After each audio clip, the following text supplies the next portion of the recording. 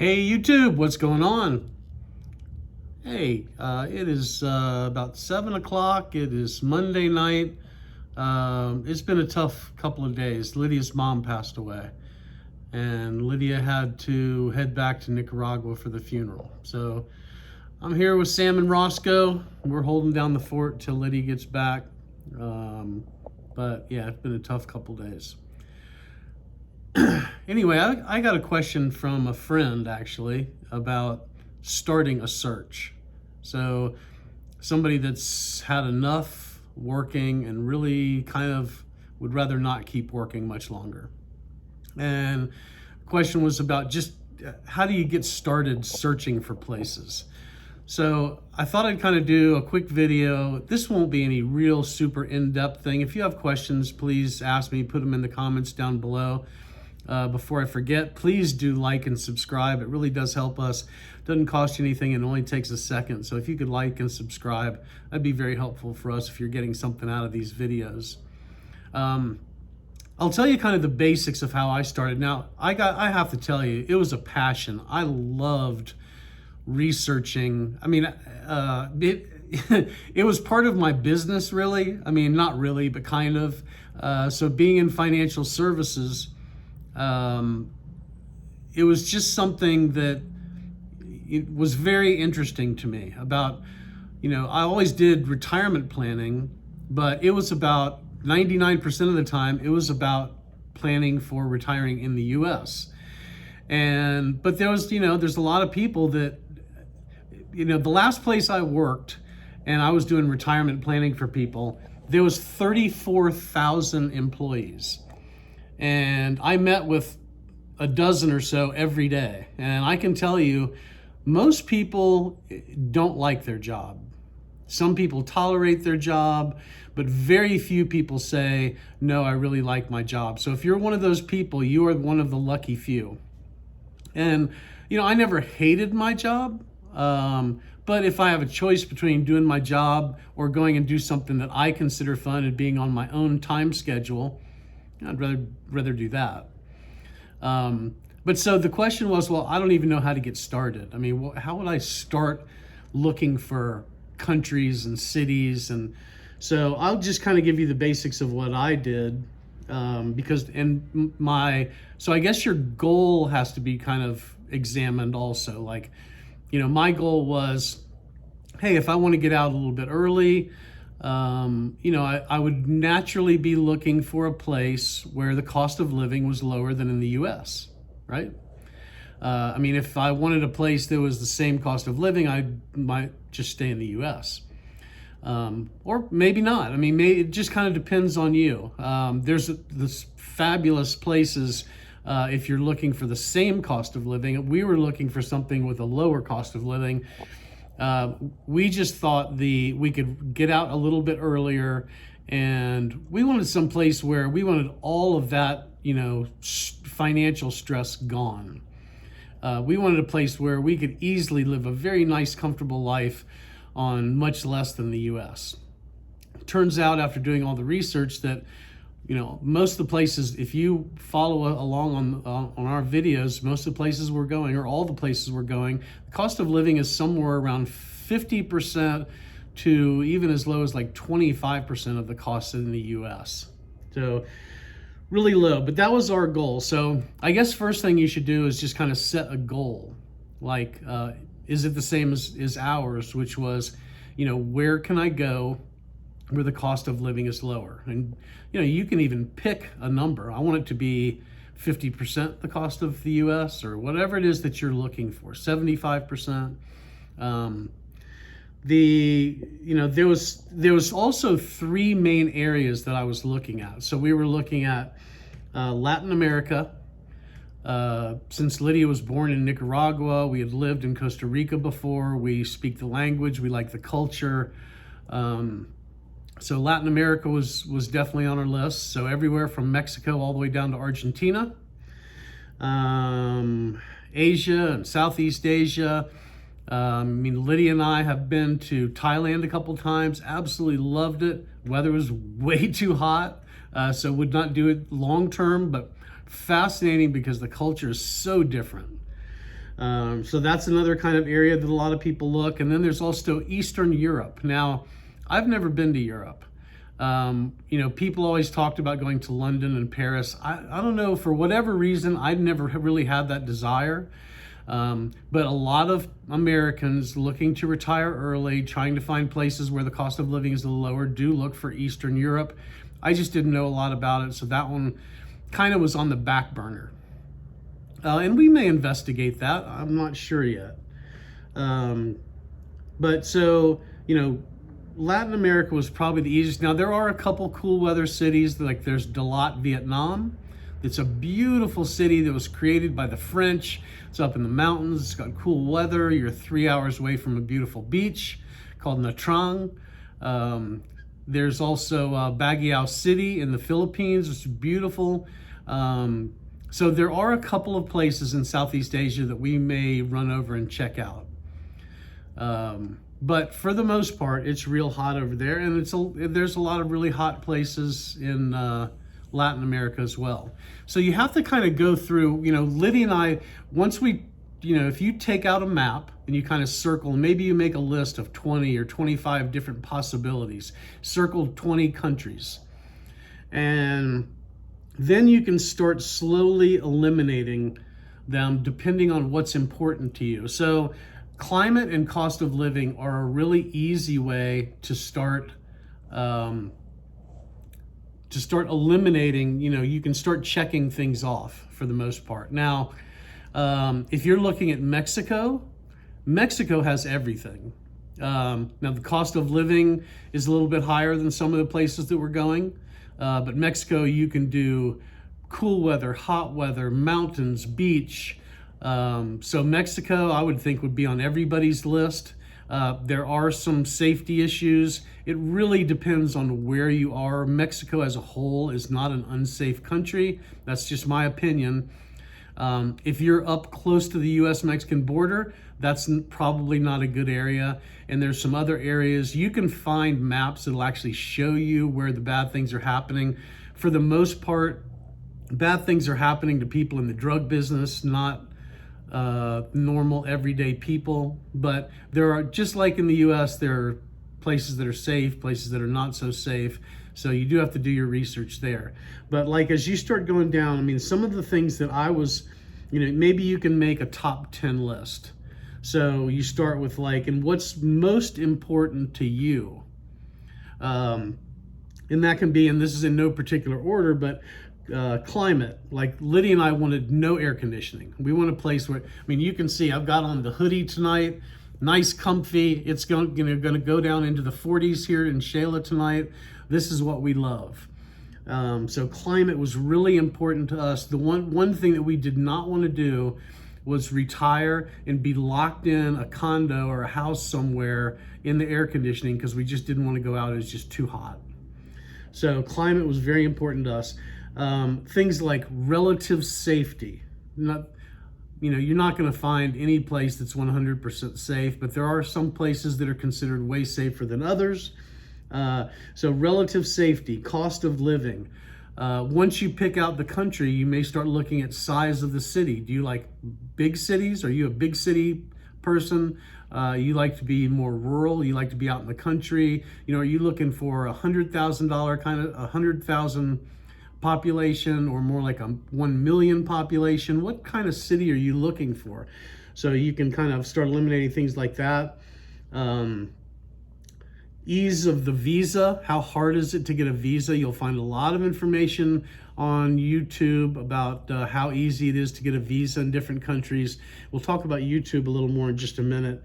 But quality of life, how good is the healthcare? Proximity to the U.S. might be very important to some people. Do we need to get back and forth from wherever we are living to the U.S.? So, create a top 10 list of what's important to you. If you've picked your top 20 countries, as you're going through this research, you can kind of start eliminating places. Roscoe's joining the conversation. So look at your map, figure out what's important to you. What do you think? Latin America, Southeast Asia, Eastern Europe, maybe. And then one of the best websites for me is Numbeo. I mean, then there's other ones out there. Numbeo is great for cost of living and for safety. So all you have to do is you can go onto Google and enter into Google, and you can just put something. For example, you can put Numbeo compare Guatemala and Colombia, or Panama and Mexico, or whatever two that are kind of interesting to you. And you're going to get a big cost of living thing it's going to be a full page that'll tell you all about the cost of living in the two. Now, the first thing that's going to come up is they're going to ask you to pick a city in each one.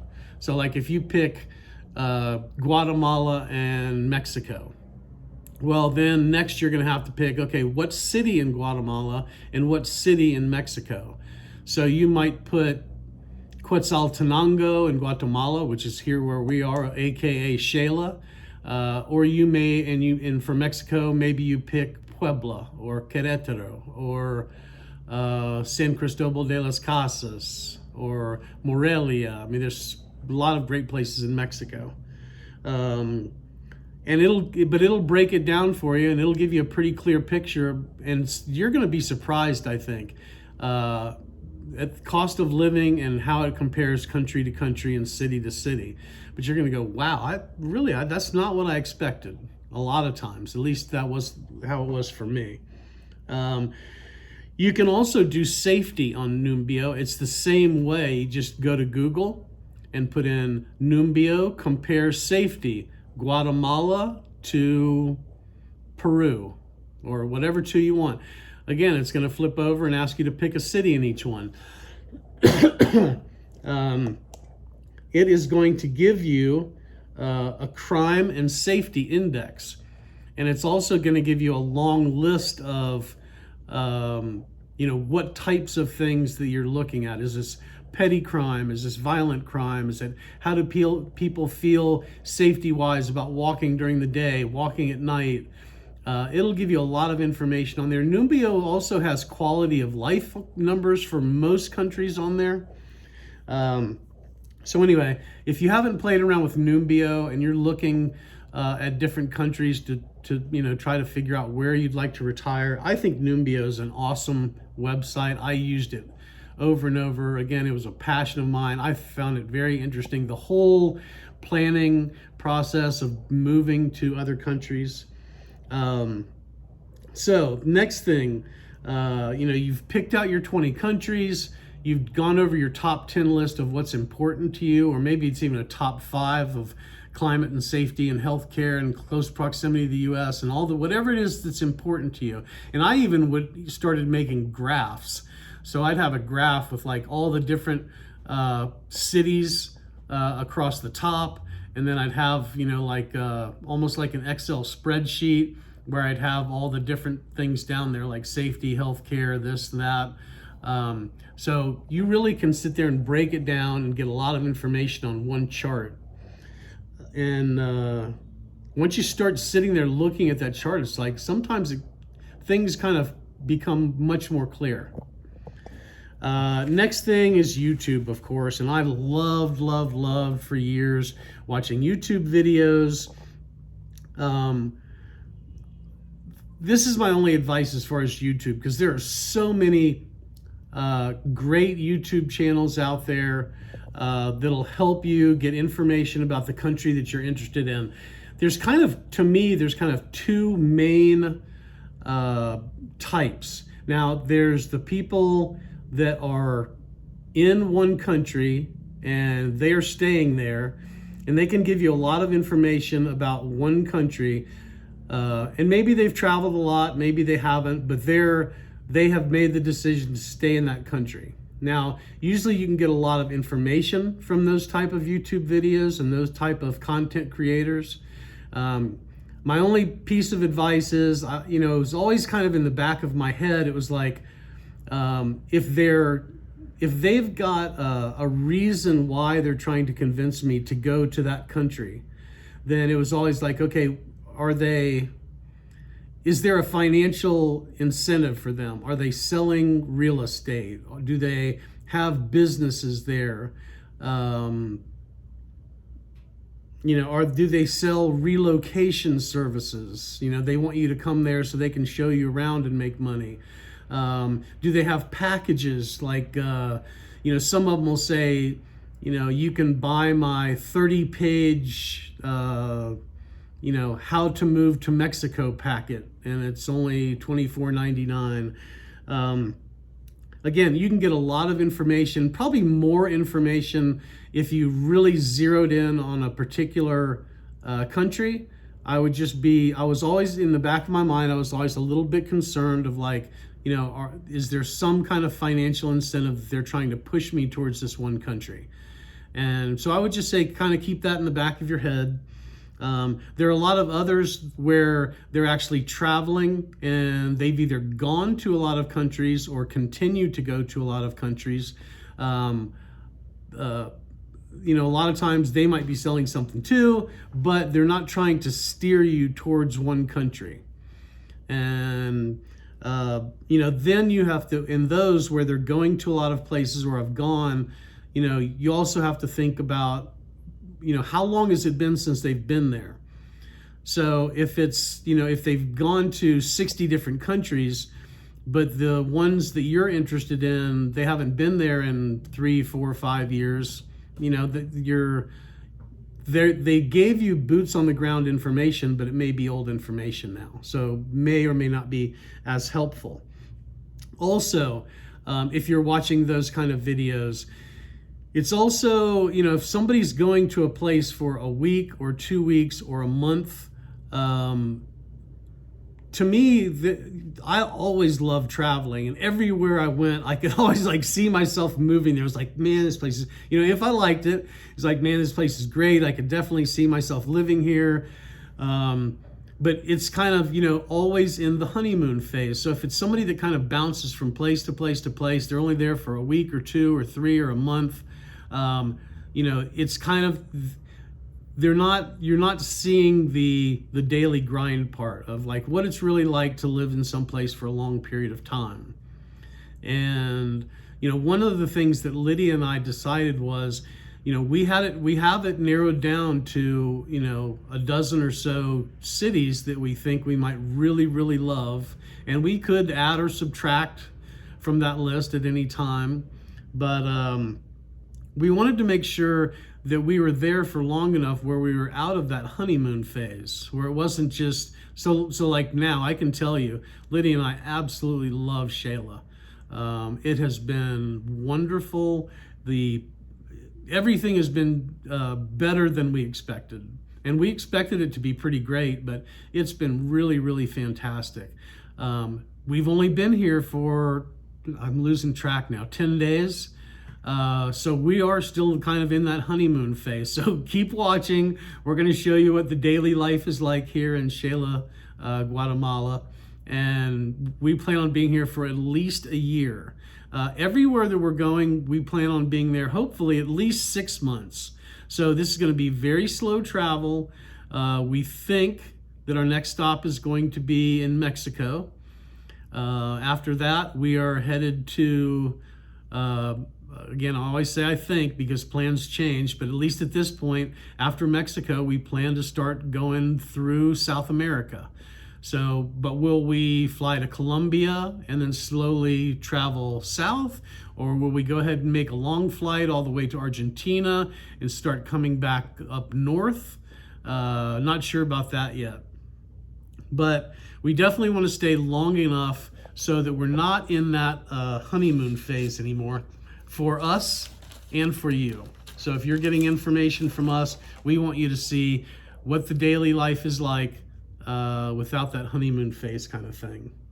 So then there's 2 ways, in my opinion, to kind of go, once you've done all the research, then it's okay, I've got a list. And maybe I've got it down to my top 10 or my top 5. I know what countries I want to go to. Maybe I have 1 or 2 cities picked out in each country. A lot of people just pick one. They just, do the research, and in their minds they fall in love with this place and they just go. And for a lot of people that works out perfectly fine. Other people say, well, I've got my top 5, my top 10. I'm going to go to each one, then we'll figure out which one we want to stay in. That's kind of what we decided. We love to travel anyway, so that's not a burden for us. So do we visit all? And if in visiting all, we really did try to kind of scrub our list pretty good. We didn't want to just we didn't want to have 100 countries and cities on the list. So do we visit all, or do we pick one and go for it? If you pick one and go for it, this is another kind of, it's always been kind of strange to me, is I'll see, somebody say, well, we picked a city and we went there and it just wasn't what we thought, and we were moving back to the US. It's like, man, nothing. To me, that's always been kind of weird, because it's always like, well, the US probably hadn't changed much since you've been there. I mean, there was a reason that you left in the first place, whether it was cost of living or you just wanted an adventure, or so, to me, it was always like, I plan to go back to the US to visit from time to time, but to move back, I don't see that. And I always thought, why don't they have, like, if the number 1 spot on their list didn't work, why not go to number 2 and then number 3 if that doesn't work, and number 4? So I would just say, at least in my mind, it was always, well, I'm not going to just pick one and try it, and if it doesn't work out, go back to the US. I mean, I've done the research, I've made my list. So anyway, I just thought that was kind of interesting. But to me, it's always keep going, keep exploring. I mean, if something comes up, you can always go back to the US, but there's a lot of fantastic places out there to go check out. So I would just say, keep going, keep exploring. If number 1 doesn't work out, go to number 2 and go to number 3. This video is kind of getting a little bit long, so I just want to remind you again, please like and subscribe if you're getting something from these videos. And just remember, if you want to get out of the rat race, you're trying to get out maybe a little bit early, you've had enough of your job, maybe you hate it, maybe you don't hate it, but you just don't want to go anymore. Just remember, you need an adventure. There has to be something more.